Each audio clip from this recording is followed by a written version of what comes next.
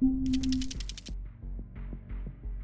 the years after the First World War, Spain stood on unstable ground, politically fractured, economically unequal, and socially divided.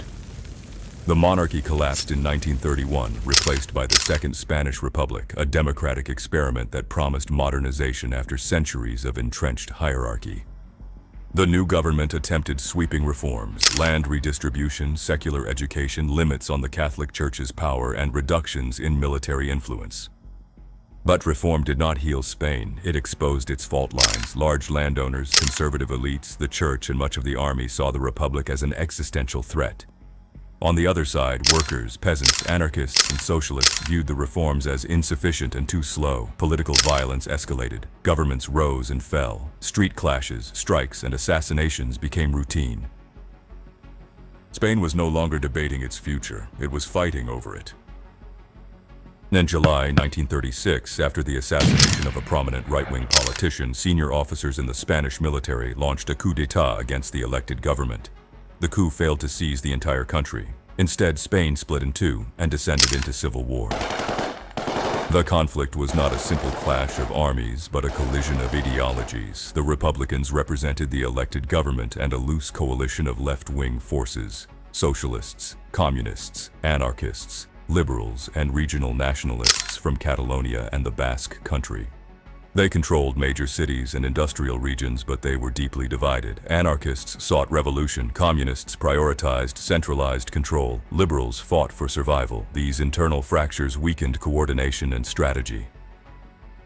Internationally, the Republicans received limited support from the Soviet Union, along with thousands of foreign volunteers known as the International Brigades, men and women who believed Spain was the front line in the fight against fascism.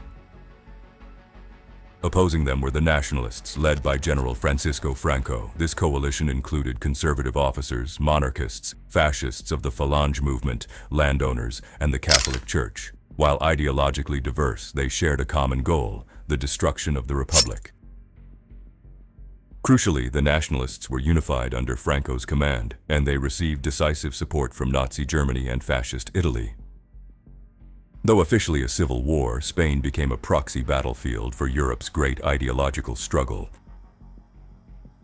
Hitler and Mussolini saw opportunity. Germany sent aircraft, tanks, advisors, and the Condor Legion. Italy deployed tens of thousands of troops. Spain became a testing ground for new weapons, coordination between air and ground forces, and the psychological impact of terror bombing. The Soviet Union supplied arms and advisors to the Republicans, but also imposed political control, purging rival leftist factions and deepening internal divisions. Britain and France, haunted by memories of World War I, adopted a policy of non-intervention, refusing to aid the Republican government. In practice, this neutrality favored the nationalists, who continued receiving Axis support unchecked. Spain revealed a brutal truth: democracies were unwilling to confront fascism early. In April 1937, German aircraft bombed the Basque town of Guernica. The town had little military value. The attack was designed to terrorize civilians, a deliberate demonstration of air power. Buildings collapsed, fires spread, and civilians were slaughtered from the air. The events in Guernica shocked the world. It became a symbol of modern warfare, where civilians were no longer collateral damage, but targets. Europe had been warned.